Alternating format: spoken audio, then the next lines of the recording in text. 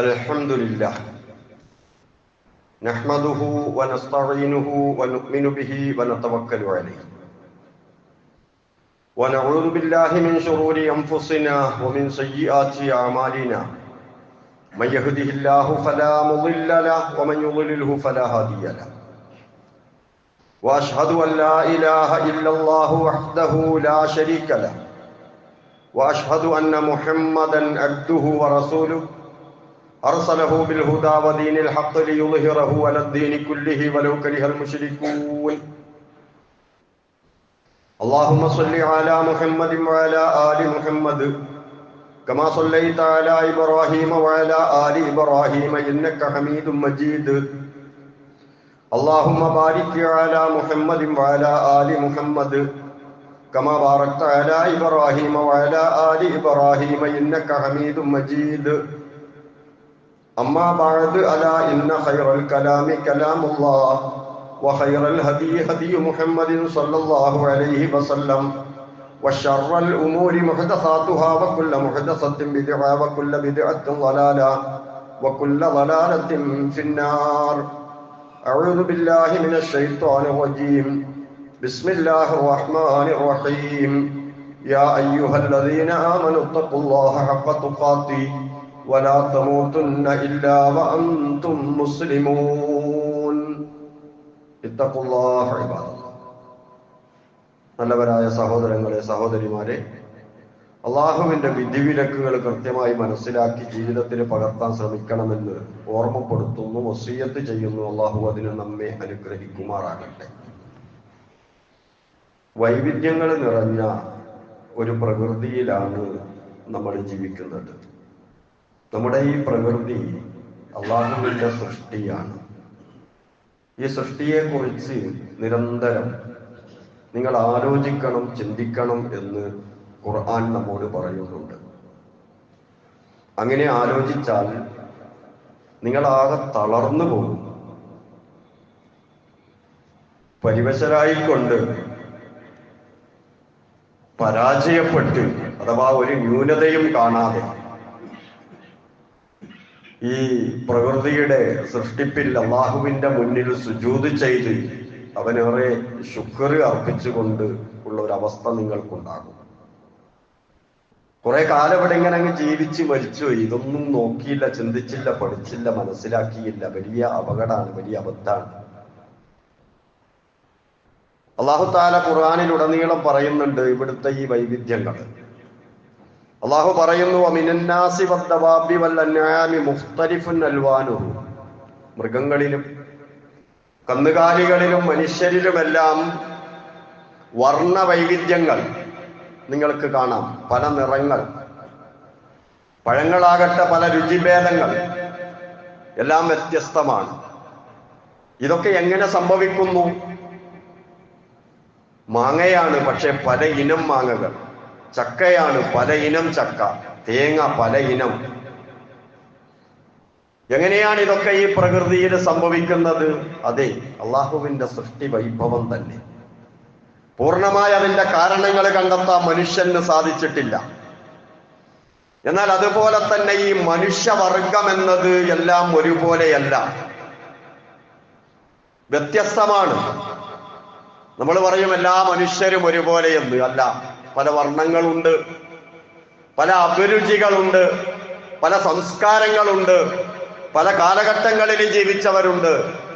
അങ്ങനെ വിവിധ ഇനങ്ങളായി മനുഷ്യരുമുണ്ട്. ആ കൂട്ടത്തിൽ ഏറ്റവും ശ്രേഷ്ഠരായ ഉമ്മത്ത്, സമുദായം നമ്മുടെ സമുദായമാണ്. അതിൽ മെമ്പറായി കിട്ടിയതിൽ അള്ളാഹുവിന് എത്രയോ ശുക്ർ ചെയ്യണം. ഏതോ നബിമാരുടെ കാലത്താണ് നമ്മൾ ജീവിച്ചിരുന്നതെങ്കിലോ അല്ല, ഏറ്റവും ശ്രേഷ്ഠമായ ഒരു ഉമ്മത്തിൽ അല്ലാഹു തആല നമ്മെ മെമ്പറാക്കിയിരിക്കുകയാണ്. ഏറ്റവും നല്ലൊരു ശരീഅത്ത് അല്ലാഹു നമുക്ക് നൽകിയിരിക്കുകയാണ്. മറ്റ് ശരീഅത്തുകളൊക്കെ കാലഹരണപ്പെട്ടു പോയി, മറ്റു വേദഗ്രന്ഥങ്ങളൊക്കെ ഉപയോഗശൂന്യമായി. എന്നാൽ നമ്മുടെ വേദഗ്രന്ഥമാകുന്ന പരിശുദ്ധ ഖുർആൻ ഖിയാമത്ത് വരെ നിലനിൽക്കുന്നു. അള്ളാഹു ഭൂമി ലോകത്തേക്ക് ഇറക്കിയ ശരീഅത്തുകളുടെ ഏറ്റവും പുതിയ എഡിഷൻ, അത് നമുക്കാണ് അല്ലാഹു തആല നൽകിയത്. അതിന്റെ വാക്താക്കളാക്കി. ഇതിനൊക്കെ എത്ര ശുക്ർ ചെയ്യണം.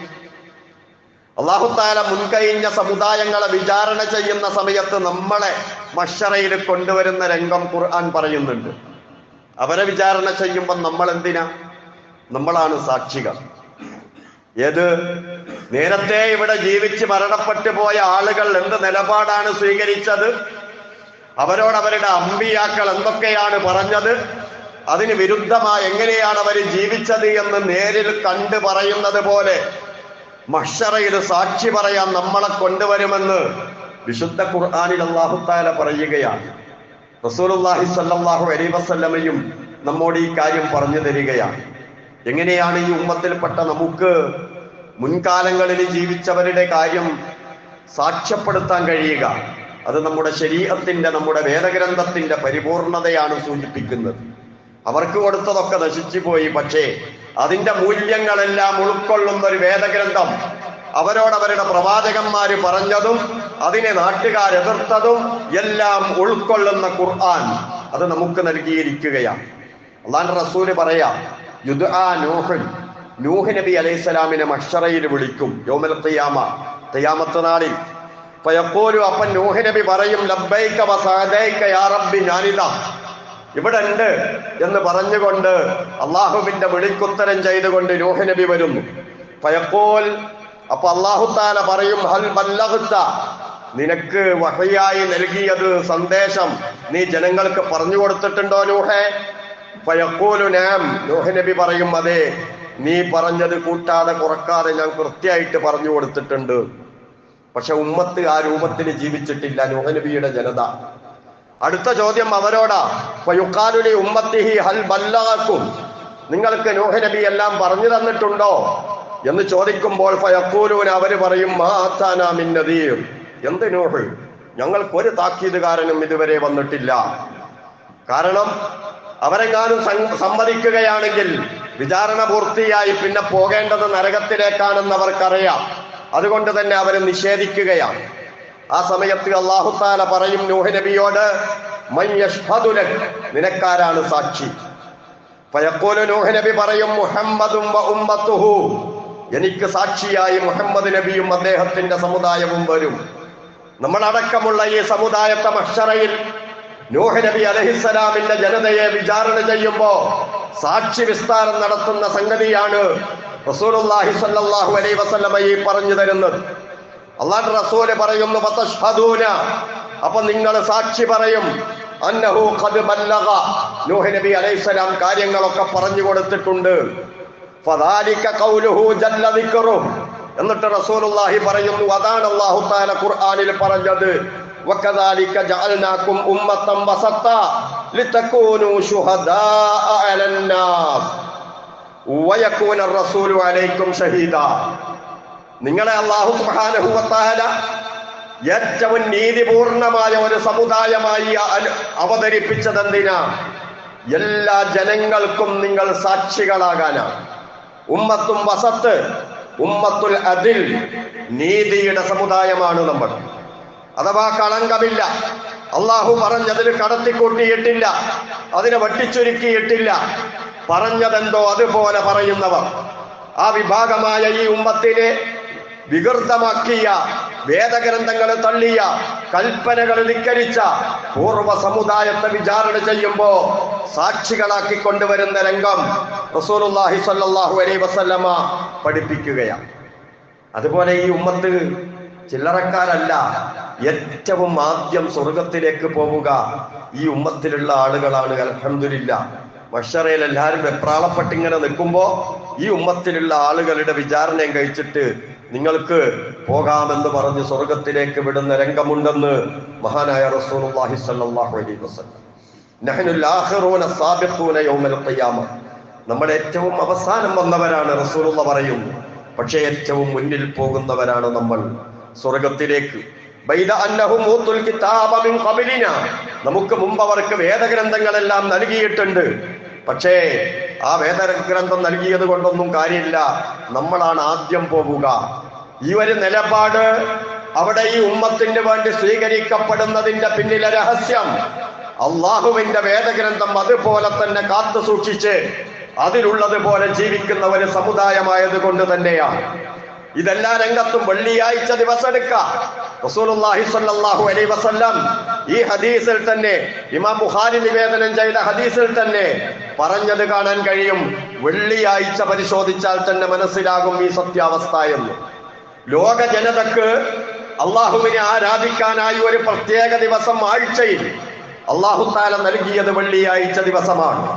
ജൂതന്മാർക്ക് കൊടുത്തതും വെള്ളിയാഴ്ചയാണ്, ക്രിസ്ത്യാനികൾക്ക് കൊടുത്തതും വെള്ളിയാഴ്ചയാണ്. റസൂലുള്ളാഹി സ്വല്ലല്ലാഹു അലൈഹി വസല്ലം പറയുന്നു, സുമ്മ ഹാദാ യൗമുഹുമുല്ലദീ ഫുരിള അലൈഹിം ഫഖ്തലഫൂ ഫീ. ഇത് തന്നെയായിരുന്നു അവർക്കും കൊടുത്തത്. പക്ഷേ അവർ ഭിന്നാഭിപ്രായക്കാരായി. അതിൽ തന്നെ ഉറച്ചു നിൽക്കാൻ അല്ലാഹു തആല നമുക്ക് ഭാഗ്യം നൽകി. ഫഹദാനല്ലാഹ് ഫന്നാസു ലനാ ഫീഹി തബഅ. ജനങ്ങളൊക്കെ നമ്മുടെ പിന്നാലെ വരികയാ. അൽ യഹൂദു ഗദൻ, ജൂതന്മാർക്ക് നാളെ ശനിയാഴ്ചയാണ്. വന്നസാറ ബഅദ ഗദ്, ക്രിസ്ത്യാനികൾക്ക് മറ്റന്നാൾ ഞായറാഴ്ചയും. ഇങ്ങനെ അള്ളാഹു കൊടുത്ത ദിവസം തന്നെ അവരങ്ങ് മാറ്റിക്കളഞ്ഞു. ഈ മാറ്റിയവർക്ക് അവസാനം പോകാം സ്വർഗത്തിലേക്ക്. അതുകൊണ്ട് ആദ്യം പോകുന്നവർ ഈ ഉമ്മത്തിലുള്ളവരാണ്. ഏറ്റവും നല്ല സമുദായം ഖുർആൻ സാക്ഷ്യപ്പെടുത്തിയില്ലേ, കുൻതും ഖൈറ ഉമ്മ. ലോകത്തെന്തെല്ലാം ഏതെല്ലാം ഉമ്മത്തുകളുണ്ട്, ഏതെല്ലാം പ്രവാചകന്മാരുണ്ട്. ആ പ്രവാചകന്മാരുടെ സമുദായം മൊത്തം പരിശോധിച്ചാൽ ഏറ്റവും നല്ല ഉമ്മത്ത് മുഹമ്മദ് നബി സല്ലല്ലാഹു അലൈഹി വസല്ലമയുടെ ഉമ്മത്താണ് എന്ന് അല്ലാഹു തആല പറഞ്ഞു. ഏറ്റവും കൂടുതൽ സ്വർഗത്തിലേക്ക് പോവുക മൊത്തം സ്വർഗവാസികളെ പരിശോധിച്ചാൽ ഈ ഉമ്മത്തിന്റെ ആളുകളാണെന്ന് മഹാനായ റസൂലുള്ളാഹി സ്വല്ലല്ലാഹു അലൈഹി വസല്ലം ഇമാം ബുഖാരി നിവേദനം ചെയ്യുന്ന ഹദീസിൽ കാണാം. ഒരു ദിവസം സഹാബാക്കളോടൊത്ത് റസൂൽ സല്ലല്ലാഹു അലൈഹി വസല്ലമ ഒരു കുബ്ബയിൽ, ഒരു ഹൈമയിൽ ഇരിക്കുകയാണ്, ടെന്റിൽ ഇരിക്കുകയാണ്. അറബികൾക്ക് ടെന്റ് കെട്ടിപ്പാർക്കുന്ന സ്വഭാവം ഉണ്ടല്ലോ. ആ ടെന്റിൽ ഇരിക്കുമ്പോൾ അല്ലാഹുവിന്റെ റസൂല് പറഞ്ഞു, അത്തർലൗന അൻ തകൂനു റുബുഅ അഹ്ലിൽ ജന്ന. മൊത്തം സ്വർഗക്കാരുടെ കൂട്ടത്തിൽ 4/1 നിങ്ങളായി കിട്ടിയാൽ നിങ്ങൾക്ക് മതിയോ? സഹാബത്ത് പറഞ്ഞു, തക്ബീർ ചൊല്ലി ഖുൽനാ നഅം. അതെ, മൊത്തം സ്വർഗവാസികളുടെ കൂട്ടത്തിൽ ഈ ഉമ്മത്ത് 4/1 കിട്ടുക വല്ലാത്തൊരു പരിഗണനയല്ലേ അത്. വീണ്ടും റസൂലുള്ളാഹി ചോദിക്കുകയാണ്, തർലൗന അൻ തകൂനു സുലുസ അഹ്ലിൽ ജന്ന. മൊത്തം സ്വർഗക്കാരുടെ 3/1 നിങ്ങളായാൽ നിങ്ങൾക്ക് അത് തൃപ്തിയാണോ? ഖുൽനാ നഅം. അവര് തക്ബീർ ചൊല്ലി പാസാക്കി. അതേ റസൂലേ. വീണ്ടും റസൂല് ചോദിക്കുന്നു, തർലൗന അൻ തകൂനു ശത്റ അഹ്ലിൽ ജന്ന. മൊത്തം സ്വർഗക്കാരുടെ പാതി നിങ്ങളാണെങ്കിലോ? അവർ ആവേശപൂർവം ഞാമെന്ന് പറഞ്ഞപ്പോ അല്ലാഹുവിന്റെ റസൂല് പറയാ, വല്ലദീ നഫ്സു മുഹമ്മദിൻ ബിയദിഹി ഇന്നി ലഅർജു അൻ തകൂനു നിസ്ഫ അഹ്ലിൽ ജന്ന. നിങ്ങൾ സ്വർഗത്തിന്റെ നേരെ പാതി ജനങ്ങൾ നിങ്ങളാകണം. ഇതാണ് എന്റെ ആഗ്രഹമെന്ന് റസൂലുള്ളാഹി സ്വല്ലല്ലാഹു അലൈഹി വസല്ലം ആഗ്രഹം പ്രകടിപ്പിച്ചു. പക്ഷേ റസൂലിന്റെ ആഗ്രഹത്തെക്കാൾ കൂടുതൽ അള്ളാഹു കൊടുത്തു എന്ന് വേറെ ചില റിപ്പോർട്ടുകളിൽ കാണാം. മൊത്തം സ്വർഗവാസികളെ 120 സഫായി ഭാഗമായി ഭാഗിക്കുകയാണെങ്കിൽ അതിൽ 80ഉം ഈ ഉമ്മത്തിൽപ്പെട്ട ആളുകളാണ്. ബാക്കി 40 മാത്രമേ കഴിഞ്ഞ കാല സമുദായങ്ങൾക്കുള്ളൂ എന്ന് റസൂലുള്ളാഹി സ്വല്ലല്ലാഹു അലൈഹി വസല്ലമ പറഞ്ഞതായി കാണാൻ കഴിയും. എത്ര വലിയ പരിഗണനയാണ് ഈ ഉമ്മത്തിന് അല്ലാഹു തആല നൽകിയത്. ഈ ഉമ്മത്തിന് നമുക്ക് അല്ലാഹു നൽകിയ ശരീഅത്ത് എന്തുമാത്രം എളുപ്പമാണ്. റസൂലുള്ളാഹി സ്വല്ലല്ലാഹു അലൈഹി വസല്ലമ പറയുന്നു, 5 കാര്യങ്ങൾ എനിക്ക് നൽകിയിട്ടുണ്ട്, വേറെ ഒരു സമുദായത്തിനും നൽകപ്പെടാത്തത്. അതിൽ അല്ലാഹുവിന്റെ റസൂൽ എണ്ണുകയാണ്, എനിക്ക് എന്റെ സമുദായത്തിന് അള്ളാഹു ഈ ഭൂമിയെ പള്ളിയാക്കി തന്നിരിക്കുകയാണ്. എവിടെ വെച്ചും നമസ്കരിക്കാം. ഈ ഭൂമിയിൽ നിന്ന് എവിടെ വെച്ചും എന്തുകൊണ്ടും ശുദ്ധീകരിക്കാം. വെള്ളമില്ല, പ്രശ്നമില്ല. ഭൂമുഖത്തടിച്ച് ശുദ്ധീകരിച്ചിട്ട് എവിടെ നിന്ന് വേണമെങ്കിലും നമസ്കരിക്കാം. പൂർവ്വ സമുദായം അങ്ങനല്ല. അവർക്ക് നമസ്കരിക്കണമെങ്കിൽ നമസ്കരിക്കാൻ സജ്ജമാക്കിയ ആരാധനാലയത്തിൽ തന്നെ പോകണമായിരുന്നു. എങ്കിലേ നമസ്കാരം സ്വീകരിക്കപ്പെടുകയുള്ളൂ.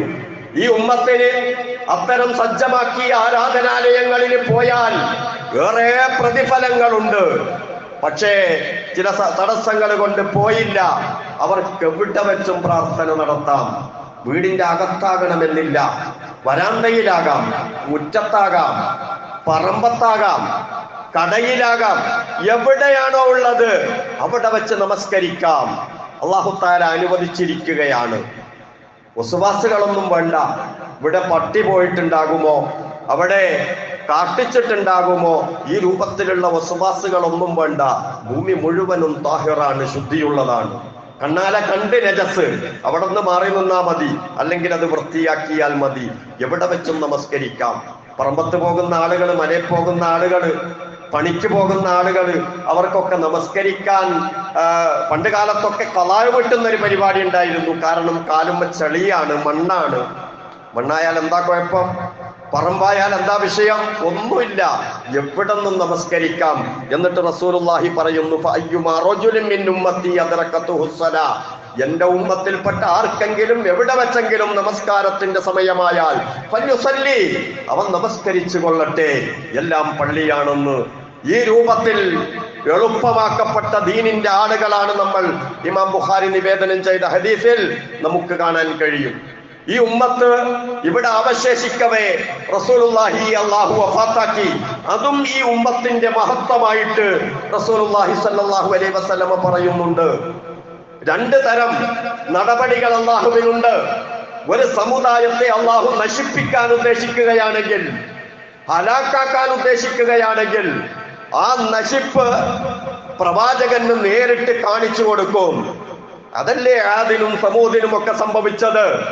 നൂഹ് നബി അലൈഹിസ്സലാമിന്റെ പ്രളയം, കപ്പലിൽ കയറി നിന്നിട്ട് നൂഹ് നബി നേരിൽ കണ്ണാലെ കാണുകയല്ലേ. തന്റെ മകൻ മുങ്ങി മരിക്കുന്നത് വരെ നൂഹ് നബി അലൈഹിസ്സലാം കണ്ടത് ഖുർആനിൽ പറഞ്ഞു തരുന്നില്ലേ? എന്തുകൊണ്ട് ആ ഉമ്മത്തിനെ അല്ലാഹു തആല പരിഗണിച്ചില്ല?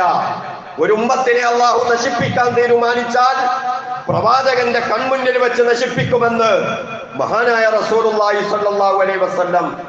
ഒരു ഉമ്മത്തിന് അല്ലാഹു റഹ്മത്ത് ചെയ്യാൻ ഉദ്ദേശിച്ചാൽ ആ ഉമ്മത്ത് നിലനിൽക്കെ ആ ഉമ്മത്തിന്റെ റസൂലിനെ അല്ലാഹു തആല കൊണ്ടുപോകും, വഫാത്താക്കും. അത് തന്നെയാണ് ഇവിടെയും സംഭവിച്ചത്. ഇന്നല്ലാഹ അസ്സ വജല്ല ഇദാ അറാദ റഹ്മത ഉമ്മത്തിൻ മിൻ ഇബാദിഹി ഖബല നബിയഹാ ഖബലഹാ. ആ ഉമ്മത്തിന് മുമ്പ് ആ ഉമ്മത്തിന്റെ നബിയെ അല്ലാഹു തആല കൊണ്ടുപോകും എന്ന് റസൂലുള്ളാഹി സ്വല്ലല്ലാഹു അലൈഹി വസല്ലമ പറയുകയാണ്. അപ്പോ ഇത്രയും നല്ല ഈ ഉമ്മത്തിലെ മെമ്പർ എന്ന നിലക്ക് ഒന്ന് ശ്രമിച്ചാൽ നമുക്കും നന്നാകാൻ കഴിയും. ഒരുപാട് സാധ്യതകളുണ്ട്, വിജയ സാധ്യതകൾ, സ്വർഗത്തിലേക്ക് പോകാൻ. ഒന്ന് ശ്രമിച്ചാൽ മതി. ഏറ്റവും നല്ല ഒരു മരം, നല്ല കാതലുള്ളത്, അതുകൊണ്ട് നിർമ്മാണ പ്രവർത്തനം നടത്തുന്നതും അല്ല, അത്രയൊന്നും ഈട് നിൽക്കാത്ത കാതലില്ലാത്തത് കൊണ്ട് നടത്തുന്നതും തമ്മിൽ മാറ്റമുണ്ടല്ലോ. അതുപോലെ തന്നെയാണ് മൊത്തം ഉമ്മത്തുകളെ പരിശോധിച്ചാൽ നമുക്ക് അല്ലാഹു തആല നൽകിയ മഹത്വം. വെറുതെ എവിടെയെങ്കിലും വലിച്ചെറിഞ്ഞാൽ നല്ലതും ചിതളരിച്ചു പോകും, നഷ്ടപ്പെട്ടു പോകും. ഒന്ന് ശ്രമിക്കുകയാണെങ്കിൽ നന്നാകും. വജാഹിദു ഫില്ലാഹി ഹഖ ജിഹാദി. അതുകൊണ്ടാണ് അല്ലാഹ് പറഞ്ഞത്, നിങ്ങൾ സമരം ചെയ്യേണ്ട മുറപ്രകാരം ഒന്ന് സമരം ചെയ്തു നോക്കൂ. ഹുവജിത്തബാക്കും, അവനല്ലേ നിങ്ങളെ ഉത്കൃഷ്ടരായി തെരഞ്ഞെടുത്തത്, ഏറ്റവും നല്ലവരായി ഉണ്ടാക്കിയത്. അതുകൊണ്ട് നിങ്ങൾ ഒന്ന് പരിശ്രമിച്ചു നോക്കൂ. വമാ ജഅല അലൈക്കും ഫിദ്ദീനി മിൻ ഹറജ്, നിങ്ങളുടെ മതത്തിൽ യാതൊരു പ്രയാസവും അല്ലാഹു തആല ഉണ്ടാക്കിയിട്ടില്ലല്ലോ. മില്ലത്ത അബീക്കും ഇബ്രാഹിം, ഇബ്രാഹിം നിങ്ങളുടെ പിതാവ്, ആ പിതാവിന്റെ മതമല്ലേ. ഹുവ സമ്മാകുമുൽ മുസ്ലിമീന മിൻ ഖബ്ലു വഫീ ഹാദാ, പൂർവ്വ വേദഗ്രന്ഥങ്ങളിലും ഈ ഖുർആനിലും നിങ്ങൾക്കല്ലട്ട പേര് മുസ്ലിം എന്നല്ലേ, സമർപ്പിക്കുന്നവൻ. ഇതാണ് നമ്മുടെ പ്രത്യേകത. ആഖിറത്തിന് നമ്മെ സാക്ഷിയായി സ്വീകരിക്കാൻ, ഇത്രയേറെ ബഹുമാനം നൽകാൻ അല്ലാഹു തആല നമുക്ക് നൽകിയ പ്രത്യേകത എന്താ? നമ്മുടെ സമർപ്പണ മനോഭാവമാണ്. അത് പൂർവികർക്കില്ല, മുൻകാല സമുദായങ്ങൾക്കില്ല. അവരോട് എന്ത് പറഞ്ഞാലും എന്ത് കൽപ്പിച്ചാലും ധിക്കാര സ്വരമാണ്. ഈ ഉമ്മത്തിൽപ്പെട്ട ആളുകൾ അങ്ങനല്ല. അല്ലാഹ് പറഞ്ഞതാണോ റസൂല് പറഞ്ഞതാണോ എങ്കിൽ എനിക്കത് മതി എന്ന് ചിന്തിക്കുന്ന ഒരുപാട് ആളുകളുള്ള ഒരു സമുദായമാണിത്. അതുകൊണ്ട് ഈ സമർപ്പണ മനോഭാവം വളർത്തിയെടുക്കുകയും ഒന്ന് നന്നാകാൻ ശ്രമിച്ചുകൊണ്ടേയിരിക്കുകയും ചെയ്യണമെന്ന് അല്ലാഹു സുബ്ഹാനഹു വ തആല നമ്മോട് ആവശ്യപ്പെടുകയാണ്. എന്താ വേണ്ടതെന്നുണ്ടാകാൻ? കുറച്ച് കാര്യങ്ങൾ മാത്രം. അള്ളാഹ് പറയാ, ഫാത്തിമുസ്സലാ, നിങ്ങളൊന്ന് നിസ്കരിക്കും, നമസ്കാരം ഒന്ന് നിലനിർത്തി,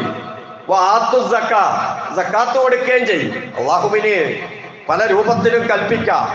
ഈ സക്കാത്ത് കൊടുക്കാനൊന്നും എല്ലാവരോടും കൽപ്പനയില്ലല്ലോ. കഴിവിന്റെ പരമാവധി എന്തെങ്കിലുമൊക്കെ നീയും കൊടുക്കണം എന്നൊന്നും കൽപ്പിച്ചിട്ടില്ലല്ലോ.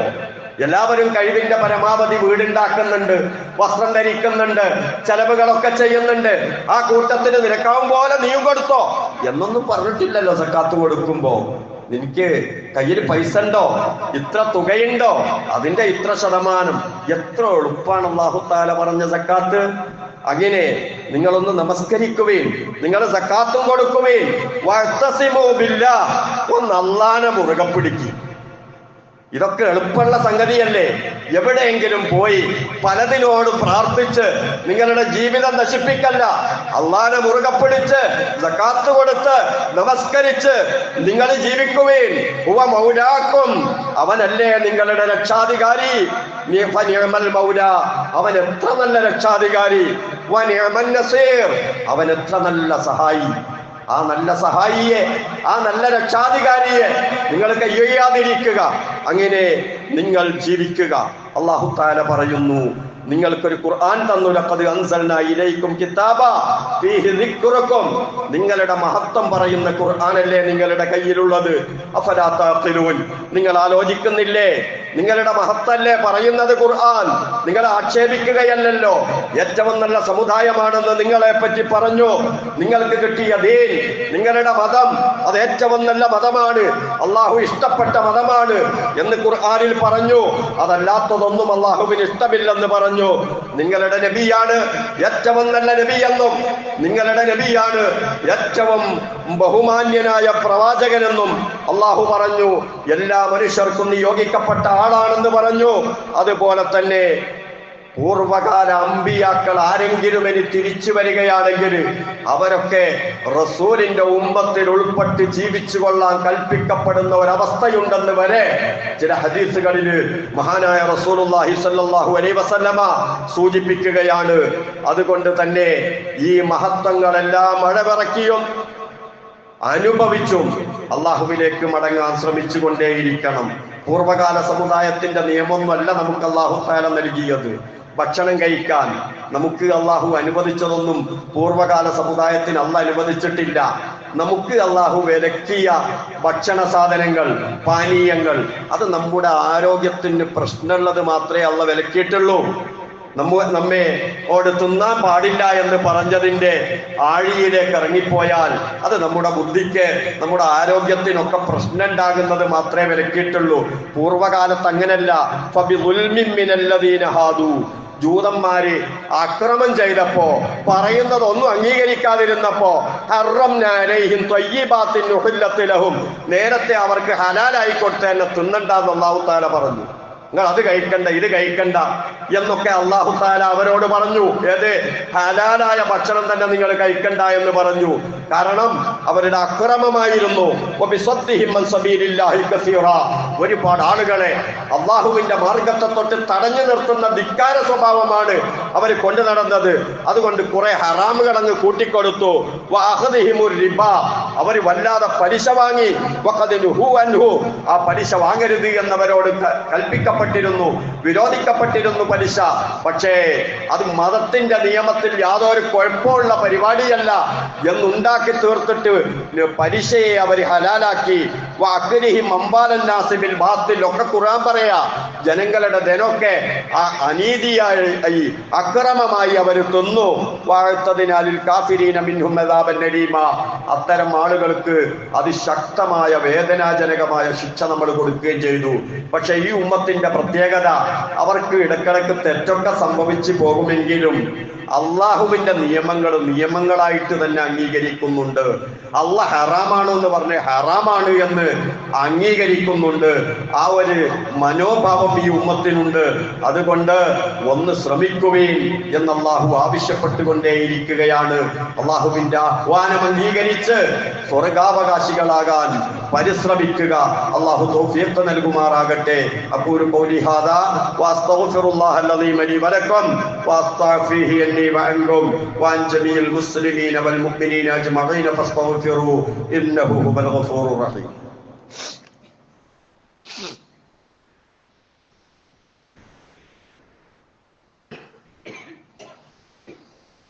അൽഹംദുലില്ലാഹ് വസ്സലാത്തു വസ്സലാമു അലാ റസൂലില്ലാഹ് വഅലാ ആലിഹിൽ ഫായിസീന ബിറിളല്ലാഹ് ഉസീകും ഇബാദല്ലാഹി വഇയ്യായ ബിത്തഖ്വല്ലാഹ്. സഹോദരങ്ങളെ, സഹോദരിമാരെ, അള്ളാഹുവിന്റെ വിധിവിലക്കുകൾ കൃത്യമായി മനസ്സിലാക്കി ജീവിതത്തിൽ പകർത്താൻ ശ്രമിക്കണമെന്ന് ഒരിക്കൽ കൂടി ഓർമ്മപ്പെടുത്തുന്നു, വസിയത്ത് ചെയ്യുന്നു. അള്ളാഹു അനുഗ്രഹിക്കുമാറാകട്ടെ. നമ്മെ, ഈ ഉമ്മത്തിനെ അള്ളാഹുവിന്റെ റസൂൽ സല്ലല്ലാഹു അലൈഹി വസല്ലം പലതിനോടും ഉപമിച്ചതായി കാണാൻ കഴിയും. ഒരു ദിവസം റസൂല് പറഞ്ഞത്, എന്റെ ഉമ്മത്ത് മഴ പോലെയാണ്. മസലു ഉമ്മത്തി മസലുൽ മത്തർ, എന്റെ ഉമ്മത്ത് മഴ പോലെയാണ്. ലാ യുദ്റ അവ്വലുഹു ഖൈർ അം ആഖിറുഹു, അതിന്റെ ആദ്യം അവസാനം ഏതാ കൂടുതൽ ഉപകാരപ്പെടുക എന്നുള്ളത് അറിയില്ല. അങ്ങനത്തെ ഒരു മഴ, ആ മഴ പോലെയാണ് എന്റെ ഉമ്മത്ത്. മൊത്തത്തിൽ പറഞ്ഞാലും മഴ വളരെ നല്ലതാ. മഴ ഇല്ലെങ്കിലോ കൃഷി ഉണ്ടാവൂല, വെള്ളം ഉണ്ടാവൂല, ഒന്നും ഉണ്ടാവൂല. മഴ അനിവാര്യമാണ് ഭൂമിക്ക്. അതുപോലെ തന്നെയാണ് ഈ ഉമ്മത്ത്. ഈ ഉമ്മത്ത് വളരെ നല്ലതാണ്. പക്ഷെ ചില മഴ അത് അപകടകരമായിരിക്കും. മൊത്തത്തിൽ നല്ലതാണ് എന്നല്ല പറയുന്നത് ഈ ഉമ്മത്ത്. ഈ ഉമ്മത്തിൽ ഇജാബത്തിന്റെ ഉമ്മത്തും ഉണ്ട്, അതുപോലെ തന്നെ അംഗീകരിക്കാത്ത ധിക്കാരത്തോടുകൂടി ജീവിക്കുന്ന ആളുകളുണ്ട്. റസൂലിന്റെ കാലത്തും ഉണ്ടായിട്ടുണ്ട്, ഈ കാലഘട്ടത്തിലും ഉണ്ട്, എല്ലാ കാലത്തും ഉണ്ട്. അപ്പോ അതുപോലെ തന്നെ മഴ പെയ്ത പല നാട്ടിലും അത് ഉപകാരമാണ്. ചില സ്ഥലത്തൊക്കെ പെയ്യുന്ന സമയത്ത് അത് അപകടമായി വരാറുണ്ട്. ദുരന്തങ്ങൾ നമ്മുടെ കണ്ണിന്റെ മുന്നിൽ നമ്മൾ കണ്ടതാണല്ലോ. അപ്പൊ മഴ പോലെയാണ് എന്റെ ഉമ്മത്ത് എന്ന് മഹാനായ റസൂലുള്ളാഹി സ്വല്ലല്ലാഹു അലൈഹി വസല്ലം. മഴ പെയ്താൽ ഭൂമിയും അങ്ങനെ തന്നെയാ. 2-3 തരത്തിലാണ് മഴയെ ഭൂമി സ്വീകരിക്കാറുള്ളത്. ഒരു തരം ഭൂമി മഴയെ സ്വീകരിച്ചുകൊണ്ട് ഇഷ്ടം പോലെ വിഭവങ്ങൾ ഉണ്ടാക്കും, കൃഷി ഉൽപ്പാദിപ്പിക്കും, അതുകൊണ്ട് ആളുകൾക്ക് ജീവിക്കാൻ കഴിയും. വേറെ ചില ഭൂമിയുണ്ട്, അതിന് മഴ പെയ്താല് അത് അവിടെ കൃഷിയൊന്നും ഉണ്ടാവൂല, പക്ഷെ വെള്ളം അവിടെ കെട്ടിക്കിടക്കും ഇഷ്ടം പോലെ. പിന്നെ ആർക്കെങ്കിലും ആവശ്യമുണ്ടെങ്കിൽ മഴയൊന്നും ഇല്ലാത്ത അവസ്ഥയിൽ തന്നെ വെള്ളം എടുക്കാൻ അവിടെ വെള്ളം ഉണ്ടാകും. എന്നാൽ വേറെ ചില ഭൂമിയുണ്ട്, അവിടെ മഴ പെയ്താല് കൃഷി ഉണ്ടാവൂല, എന്നാ പിന്നെ വെള്ളം സംഭരിക്കുകയില്ല, അത് നേരെ അങ്ങ് ഒലിച്ചു പോകും. ഇങ്ങനെ ഒരു ഉപകാരവും ഇല്ലാത്ത ഭൂമിയുണ്ട്. ഇതിൽ ഏറ്റവും ഉപകാരമുള്ള ആ ഭൂമി പോലെ മഴ കൊണ്ട് ഉൽപാദനമുണ്ടാകുന്ന ആളുകളായിട്ട് നമ്മൾ പരിവർത്തനപ്പെടണം. ഇതാണ് റസൂലുള്ളാഹി സ്വല്ലല്ലാഹു അലൈഹി വസല്ലം നമ്മോട് ഈ ഉപമകളിലൂടെയൊക്കെ ആവശ്യപ്പെടുന്നത്. അല്ലാഹു തആല ഓരോ കാലഘട്ടത്തിലും കിതാബ് ഇങ്ങനെ കൊടുത്തോണ്ടുന്നു. അള്ളാന്റെ സന്ദേശം ഇങ്ങനെയാണ് കേട്ടോ ജീവിക്കേണ്ടത്, അതാ ഈ കിതാബ് കൊടുക്കുന്നത്. കുറെ കാലം അവരെ പരിശോധിച്ചു, അവരുടെ അടുത്ത് നിന്ന് കിതാബിങ് വാങ്ങി എന്ന് പറഞ്ഞാൽ അത് അല്ലാഹു തആല നശിപ്പിച്ചു. എന്നിട്ട് അടുത്ത സമുദായം ഉണ്ടാക്കി വേറെ കിതാബ് കൊടുത്തു. ഈ രംഗത്തിന് അല്ലാഹു തആല പറയുന്നത് അനന്തരം കൊടുത്തു എന്നാ. ഒരാൾ പോയതിനു ശേഷം വേറൊരു സമുദായം അവർക്കും കിതാബ് കൊടുത്തു. അങ്ങനെ അവസാനം ഈ ഉമ്മത്തിനെ കൊണ്ടുവന്നിട്ട് സുമ്മൗറസിനൽ കിതാബ്, വിശുദ്ധ ഖുർആനാകുന്ന കിതാബ് നമ്മൾ അനന്തരമായിട്ട് കൊടുത്തു. അതിന് മുമ്പുള്ളതൊക്കെ ബാത്തിലാക്കി. ആർക്കാ കിതാബ് കൊടുത്തത്? അല്ലദീന ഇസ്തഫൈനാ മിൻ ഇബാദിനാ, നാം തെരഞ്ഞെടുത്ത നമ്മുടെ ദാസന്മാർക്ക് കൊടുത്തു, അഥവാ ഈ ഉമ്മത്ത് മുഹമ്മദിന് കൊടുത്തു. ഈ കിതാബ് കിട്ടി നോക്കുമ്പോ ഫമിൻഹും ളാലിമുൻ ലിനഫ്സിഹി, സ്വന്തത്തോട് അക്രമം ചെയ്യുന്ന ആളുകൾ ഈ ഉമ്മത്തിനുണ്ടായിപ്പോയി. ആ കിതാബിലുള്ളത് തീരെ പരിഗണിക്കാതെ അതിനെ അവഗണിച്ച് ജീവിക്കുന്ന ആളുകൾ ഈ ഉമ്മത്തിലുണ്ട്. വമിൻഹും മുഖ്തസിദ്, ഒരു മിതമായി ഫർളുകളൊക്കെ എടുത്ത് ഹറാമുകളൊക്കെ ഒഴിവാക്കിയിട്ട് ജീവിക്കുന്ന മറ്റൊരു വിഭാഗമുണ്ട്. വമിൻഹും സാബിഖും ബിൽ ഖൈറാത്ത്, ഈ കൂട്ടത്തിൽ തന്നെ ഫർളായ കാര്യങ്ങളിലേക്ക് വളരെ മുന്നിലേക്ക് പോയി സ്വർഗത്തിലേക്ക് ഓടിക്കൊണ്ടിരിക്കുന്ന വിഭാഗവുമുണ്ട്. ബിഇദ്നില്ലാഹ്, അള്ളാന്റെ അനുമതി പ്രകാരം. ദാലിക ഹുവൽ ഫദ്ലുൽ കബീർ, സൂറ ഫാത്തിറിൽ അല്ലാഹു പറയാണ്, അതാണ് ഏറ്റവും വലിയ അനുഗ്രഹം. ഇവിടെ 3 വിഭാഗങ്ങളിൽ ആദ്യമായി പറഞ്ഞത് ളാലിമുൽ ലിനഫ്സിഹി, സ്വന്തത്തോട് അക്രമം ചെയ്യുന്ന ആളുകൾ. ആരായി സ്വന്തത്തോട് അക്രമം ചെയ്യുന്ന ആളുകള്? സൂറ അഅറാഫിൽ അല്ലാഹ് തന്നെ അത് വിശദീകരിക്കുന്നുണ്ട്.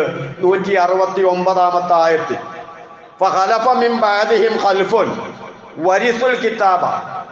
ഒരു വിഭാഗം ആളുകൾ പിന്നീട് വന്നു, എന്നിട്ട് അവര് ഖുർആനിനെ അനന്തരെടുത്തു.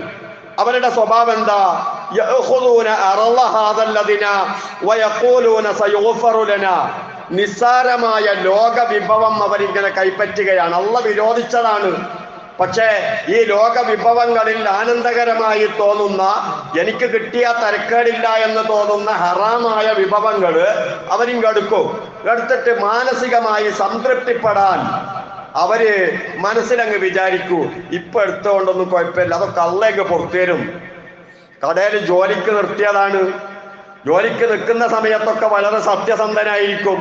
കുറച്ചങ്ങോട്ടെത്തുന്ന സമയത്ത്, ഞാൻ കുറെ കാലായില്ലേ, ശമ്പള വർധനൊന്നും ഉണ്ടായിട്ടില്ലല്ലോ, അതുകൊണ്ട് ഫോൺ വിളിക്കാനുള്ള പൈസ ഇവിടുന്ന് എടുക്കുന്നതിന് തരക്കേടില്ല, മൂപ്പരൻ്റെ മസാല ഉണ്ടാക്കും. പിന്നെ കുറച്ചങ്ങോട്ടെത്തുന്ന സമയത്ത് ഭക്ഷണത്തിന് കുറച്ച് കൂടുതൽ എടുക്കുന്നതിന് കുഴപ്പമില്ല, അവരെന്നെ ആ രൂപത്തിലുണ്ടാക്കും.